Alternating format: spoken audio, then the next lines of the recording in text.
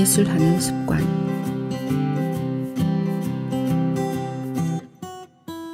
메이슨 커리지요. 메이슨 커리는 작가이자 에디터로서 위대한 업적을 남긴 인물들에 관심이 많다. 모두 똑같은 24시간을 사는데 왜 어떤 사람들은 더 많은 것을 이루는지에 대한 답을 그들의 평범한 하루 일과에서 찾고자 했다. 그때부터 소설가, 작곡가, 화가, 영화 감독 등의 하루 루틴과 작업 습관을 찾아다니기 시작했다. 데일리 루틴이라는 블로그를 만들어 자신이 찾아 모은 정보를 업데이트했으며 그 결과물을 모아 2013년에 리추얼을 출간했다. 예술하는 습관은 남자 예술가의 비율이 확연히 높았던 리추얼의 한계를 극복하기 위해 펴낸 책이다. 일상적인 걱정거리에 물들지 않았던 남성들의 이야기가 현실과 다소 거리가 있었다면 집안일과 창작을 동시에 처리해야 했던 여성으로 초점을 돌린 이 책은 좌절과 타협이라는 새로운 지평을 연다. 메이슨 커리는 메트로폴리스에서 편집장으로 활동했고 현재는 뉴욕타임스, 월스트리트 저널 등에 글을 기고하고 있다. 훌륭한 사람들의 루틴을 엿봄으로써 동기부여를 얻고 싶은 사람들에게 진정으로 유익한 책을 만들고 싶었다. 나도 작가로서 갖가지 장벽에 부딪혔기에 다른 사람들은 대체 어떻게 시간을 관리하며 창작하는지가 궁금했다. 매일같이 작업을 했을까? 주말에는 쉬었을까? 창작 작업을 하면서 어떻게 생활비를 벌고 잠을 충분히 자고 다른 사람들의 삶을 돌봐주었을까? 자기 확신과 자기 관리의 위기에는 어떻게 대처했을까? 이 답을 찾고자 하는 지도들이 이 책에 담겨 있다. 서문. 예술가의 위대한 성취는 일상의 단조로운 반복에서 시작된다. 나는 2013년에 소설가와 시인, 화가, 작곡가, 철학자 등의 뛰어난 사람들의 일상을 간략하게 요약한 책 리추얼을 출판했다. 그 책을 낼 수 있어 자랑스러웠고 예술가들의 창작 과정을 지켜보고 싶어하는 독자들이 있다는 사실에 기뻤다. 베토벤이 아침에 마시는 커피 한 잔에 커피콩 60개를 정확하게 헤아려 넣었고 게으르게 발란친이 다리미질을 하면서 최고의 작품을 완성했으며 마야 안젤루가 작고 지저분한 호텔방에서 사전 하나와 성경, 카드 한 벌, 쉐리주 한 병을 갖다 놓고 글을 썼다는 이야기에 관심을 가진 독자들이 있었던 것이다. 하지만 지금에서야 인정하지만 그 책에는 크나큰 결점이 있었다. 내가 소개했던 161명 가운데서 여성은 단 27명 뿐이었다는 것이다. 여성의 수는 전체의 17%도 되지 못했다. 이 정도로 성비 불균형이 확연하게 드러나는 책을 어떻게 출간할 수 있었을까? 뭐라고 대답할 말이 없다. 나의 상상력의 부족으로 더욱 많은 여성들의 이야기를 좀 더 열심히 찾아보지 않았고 그것이 가장 후회되는 점이다. 그러한 불균형을 바로잡아 보려는 뒤늦은 노력에서 예술하는 습관이 탄생했다. 나는 훌륭한 사람들의 루틴을 엿봄으로써 동기부여를 얻고 싶은 사람들에게 진정으로 유익한 책을 만들고 싶었다. 나도 작가로서 갖가지 장벽에 자주 부딪히기에 다른 사람들은 대체 어떻게 시간을 관리하며 창작하는지가 궁금했다. 매일 글을 쓰거나 그림을 그리고 작곡을 했을까? 창작 작업을 하면서 어떻게 생활비를 벌고 잠을 충분히 자고 다른 사람의 삶을 돌봤을까?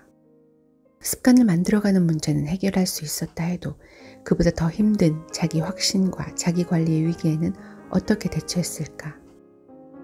전작 리추얼에서는 그 의문들을 간접적으로나마 풀어냈지만 유명한 남성들을 주로 소개한 탓에 그들이 헌신적인 아내와 하인, 상당한 유산 그리고 몇 세기 동안 누적된 특권에 힘입어 장애를 극복했다는 문제가 발생했다.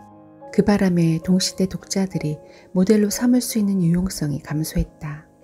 위대한 인물들의 일상이 생계 유지와 식사 준비 혹은 사랑한 사람들과 시간 보내기 같은 평범한 걱정거리에 물들지 않은 채 적절하게 할당된 일과 산책, 낮잠으로 이루어진 경우가 너무 잦아서 현실성이 떨어졌다. 이완 대조적으로 여성으로 초점을 돌리자 좌절과 타협이라는 새로운 지평이 열렸다. 물론 이 책에서 나오는 많은 여성들이 특권층이었고 그들 모두가 일상생활에서 끊임없이 장애를 극복하며 살았던 것은 아니다. 하지만 대다수가 그런 환경에서 살았다. 대부분의 여성들이 여성의 창의적 작업을 무시하거나 거부하는 사회에서 성장했고 전통적인 아내와 엄마, 주부의 역할보다 자기 표현 욕구를 우선시하려다가 부모나 배우자의 강한 반대에 부딪혔다. 이들 중 많은 이들에게 돌볼 자식이 있었고 부양 가족의 욕구와 자신의 야망 사이에서 힘겨운 선택을 해야 했다. 사실상 이들 모두는 대중과 전문적 성공의 문을 지키는 문지기들의 성차별주의에 맞서야 했다. 편집자들과 출판업자들, 큐레이터, 비평가, 후원자, 그 밖에 다른 유행을 선도하는 사람들은 모두 남성의 작품이 더욱 우수하다고 평가했다. 여성 예술가의 내적 장애물, 그러니까 이 세상에서 자기 자리를 만들어 성취를 이루려는 과정에서 치솟아 오르는 분노와 죄의식, 격분을 감안해준 이도 없었다. 여성 예술가와 그냥 예술가를 구분짓는 게 그것도 남자가 쓴 책에서 얼마나 위험한지는 잘 알고 있다. 이 책에서 소개하는 많은 여성들은 자신의 성취를 자신의 성별과 연관지어보는 시선에 익숙해져 있었고 그런 시선을 좋아하는 사람은 아무도 없었다. 화가 그레이스 하티거는 한 인터뷰에서 이렇게 말했다. 전 제가 여성 예술가라는 걸 한 번도 의식해 본 적 없어요. 여성 예술가라는 소리를 들으면 화가 나요. 전 그냥 예술가예요. 이 책에서도 전작에서 남성과 여성을 소개한 것과 똑같은 방식으로 예술가들을 대우하려고 노력했다. 편지와 일기, 인터뷰, 전해들은 이야기를 통해서 예술가들이 일상적으로 작업하는 방식을 간략하게 조명하려고 했다. 이 책에서 소개하는 많은 여성들은 모두 각자의 분야에서 뛰어난 인물이지만 대중들에게 반드시 널리 알려진 인물들은 아니다. 그런 탓에 독자들에게 익숙한 인물은 아닐 수도 있다. 그래서 그들의 인생을 요약하고 그들의 작업 형태를 살펴보는 데에도 지면을 상당 부분 할애했다. 또한 인물의 가족관계도 더욱 세심하게 조명했다.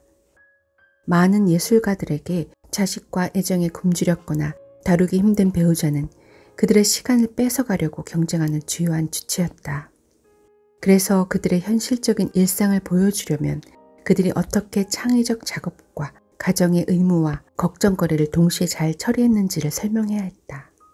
광적인 직업 윤리를 동원했는지, 전략적으로 특정 의무들을 소홀히 했는지, 혹은 이 중 몇 가지를 동시에 사용했는지를 설명하는 것이 중요했다.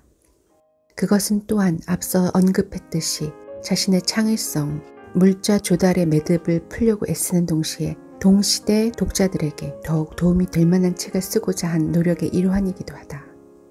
여성들이 마주했던 일상적인 장애를 가능한 한 정확하게 포착하고 그 위기를 어떻게 극복했는지를 충실하게 설명하고 싶었다. 그렇다고 예술가가 되는 길이 기쁨 하나 없는 강행군과 같다는 말은 아니다. 창의적 작업을 할 수 있는 여지를 만들려면 끝없는 희생이 필요하지만 예술 작업은 깊이 몰입할 수 있는 성질의 것이며 창작하는 일을 새로운 희열과 환희로 이끌기도 한다. 이 책에서는 그 이중성을 공평하게 다루고자 했다. 수전 손택의 말을 빌리자면 삶과 프로젝트의 조화는 불가능하고 그러한 조화를 위한 노력을 포기하는 것 또한 불가능하다. 내가 이 책을 쓰면서 계속 떠오른 의문은 한때 콜레트가 조르드 상들을 보고 떠올렸다는 질문과 같다. 대체 어떻게 해낸 거지? 이 답을 찾고자 하는 시도들이 이 책에 담겨 있다. 쓰는 사람들의 집필 습관. 루이자 메이 올콧. 어느 집필광에 몰입. 작은 아씨들의 작가 올콧은 창의적 에너지를 격렬하게 쏟아내면서 강박관념에 사로잡혀 글을 썼다. 식사도 건너뛰고 잠도 거의 자지 않고 어찌나 맹렬하게 글을 썼는지 결국에는 오른손에 쥐가 나서 왼손으로 쓰는 법을 익혀야 했다. 그런 발작 증세가 너무 강해서 한번 시작됐다 하면 2주 동안 거의 먹지도 자지도 움직이지도 못한 채 전속력으로 돌아가는 생각기계처럼 글만 썼다. 올콧의 이러한 폭필 습관은 작은 아씨들에서 자세하게 엿볼 수 있다. 이 소설의 주인공 조 마치는 자신의 창조자와 마찬가지로 어린 나이에 집필광이 되었다. 조는 몇 주 동안 방 안에 틀어박혀서 글쓰기용 작업복을 입고 자기 표현대로 말하자면 소용돌이 속으로 빠져들어 온 마음과 영혼을 바쳐서 소설을 써내려 간다. 작업을 끝낼 때까지는 그 어떤 평화도 찾을 수 없기 때문이다. 조의 작업복은 펜 자국을 마음대로 닦아낼 수 있는 검정색 모직 앞치마에 깜찍한 빨간색 리본이 달린 같은 재질의 모자를 쓰는 것이다. 이 모자에 머리카락을 말아 넣으면 전투 준비가 끝났다는 뜻이다. 가족들의 호기심 어린 눈에는 이 모자가 신호등처럼 보였다. 이 모자 신호등이 켜졌을 때 가족들은 조와 거리를 둔 채 간간히 조의 방 안에 머리를 들이밀고 물었다. 천재성이 불타오르는 거야, 조? 항상 대담하게 이런 질문을 던진 것은 아니었다. 먼저 모자를 잘 지켜보고 판단을 내렸다. 이 모자는 표현력이 풍부한 물건이라서 조의 이마를 푹 덮고 있을 때는 글이 잘 안 써진다는 뜻이었다. 조의 흥분이 치솟을 때는 모자가 비스듬히 한쪽으로 올라갔고 작가가 절망에 사로잡히면 모자가 바닥에 내동댕이 쳐져 있었다. 이럴 때 조의 방에 침입한 사람은 조용히 물러났고 빨간색 리본이 천재 작가의 이마 위에 명랑하게 올라설 때까지는 아무도 조에게 말을 걸지 않았다. 조는 자신을 천재라고 생각하지 않았다. 하지만 작업 모드가 발동하면 글쓰기에 완전히 빠져들어서 가난도 걱정도 나쁜 날씨도 전혀 의식하지 못한 채 더 없는 행복을 느꼈다. 그동안에는 현실의 친구들 못지않게 진짜 같은 소중한 친구들이 가득한 안전하고 행복한 가상의 세계에 빠져들었다. 이때는 졸음이 찾아오지도 않았고 뭔가를 먹지도 않았고 너무나 행복해서 밤과 낮이 짧게 느껴졌다.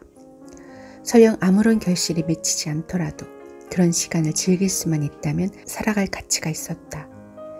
이 신성한 영감은 보통 한 주나 두 주 동안 계속 쏟아져 나왔고 그 소용돌이에서 벗어나는 순간 조는 허기와 졸음, 짜증 혹은 시르에 시달렸다. 어디로 보나 이것은 올콧에 짚을 방식이었다.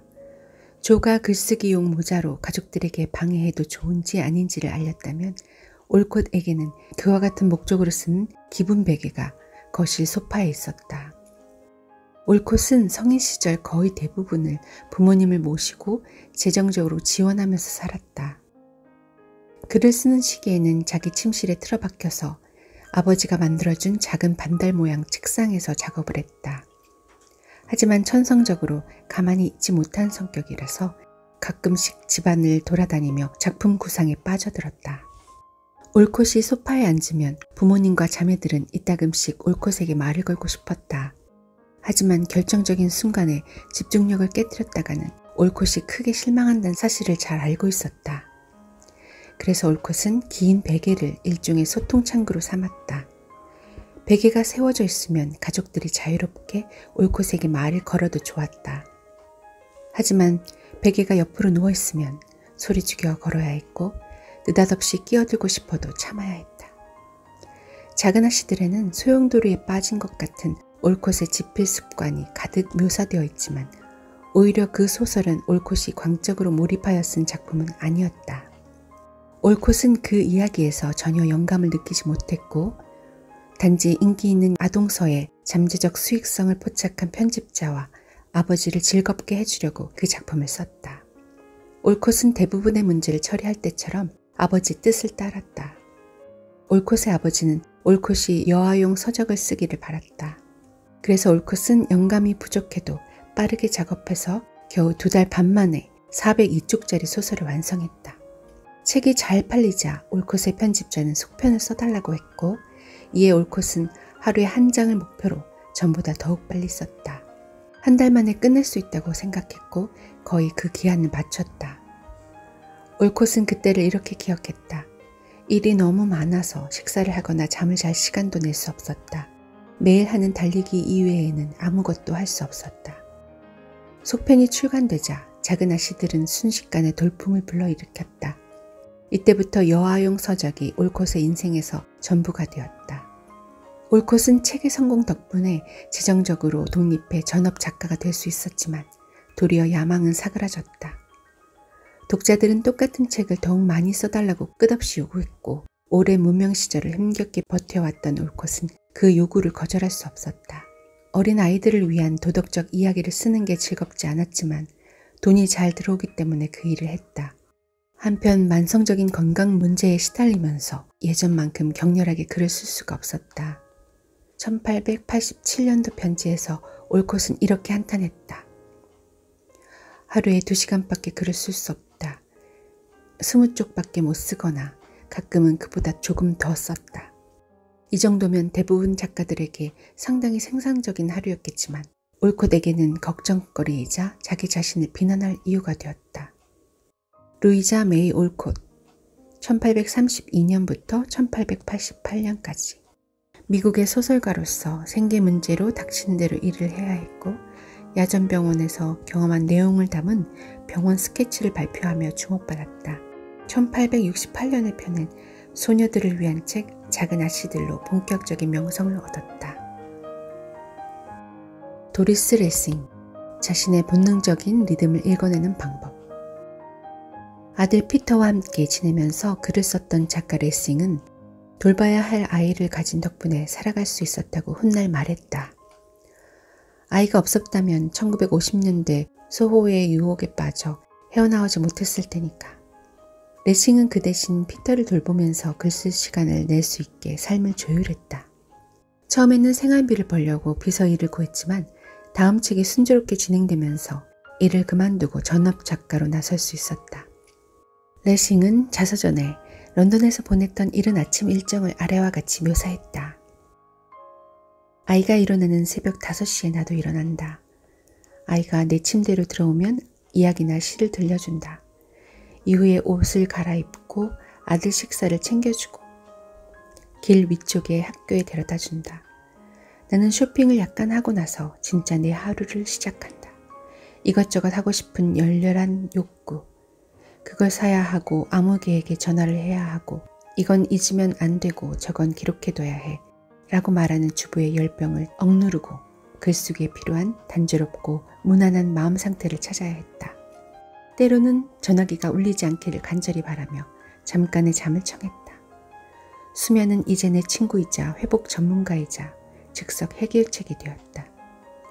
몇 분간의 잠수가 어떤 가치가 있는지를 나는 그때 알았다.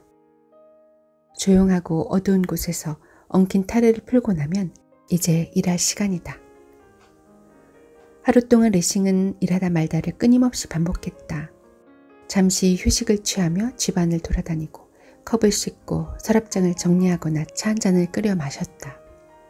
걷고 돌아다니면서 양손을 가만히 놀리지 않아요. 그런 제 모습을 보면 집안일을 야무지게 챙기는 타입이라고 다들 생각하겠죠. 하지만 그 와중에도 레싱의 마음은 작업 중인 원고에 가 있었다. 전기 작가 캐럴 클라인은 레싱이 하루에 최소 7,000단어를 목표량으로 잡아놓았기 때문에 막연하게 글을 쓰는 모든 나날들이 놀랍도록 생산적일 수 있었다고 했다. 매일 멍하니 공상에 빠져 지냈던 나날 또한 레싱의 글쓰기 과정에서 필수적인 요소였다.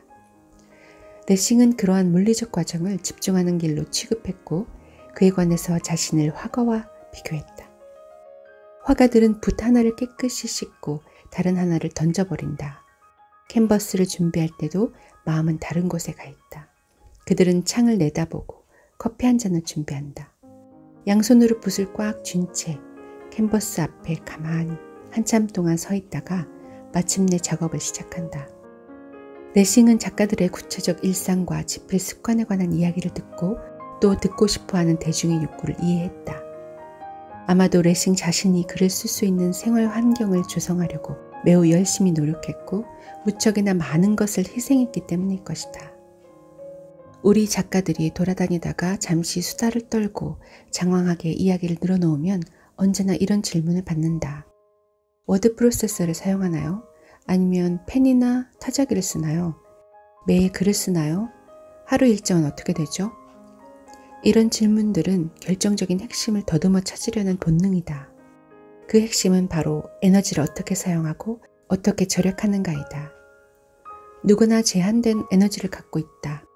성공한 사람들은 본능적으로나 의식적으로 에너지를 잘 사용하는 법을 분명히 알고 있다. 그 방법은 작가인지 아닌지와 상관없이 모든 사람마다 다르다. 매일 밤 파티에 갔다가 녹초가 되는 게 아니라 기운을 얻어와서 하루 종일 행복하게 글을 쓴 작가들도 있다. 하지만 나는 밤늦게까지 사람들과 있다가 오면 다음날 일을 잘 하지 못한다. 어떤 작가들은 가능한 한 이른 시간부터 글을 쓰기 좋아하는 한편 나한테는 거의 불가능한 일이지만 오후나 밤에 쓰길 좋아하는 작가들도 있다. 시행착오를 거쳐서 자신의 욕구를 파악하고 자신에게 양분을 주는 것이 무엇인지, 자신의 본능적인 리듬과 일정이 무엇인지 알아내야 한다. 그리고 그것을 소중히 여겨야 한다. 도리스 레싱, 1919년부터 2013년까지 영국을 대표하는 가장 중요한 작가이고 20세기 후반 각종 문학상을 휩쓸었다. 2007년에는 노벨 문학상을 수상했고 대표작으로는 풀잎은 노래한다, 금색 공책, 생존자의 회고록 등이 있다.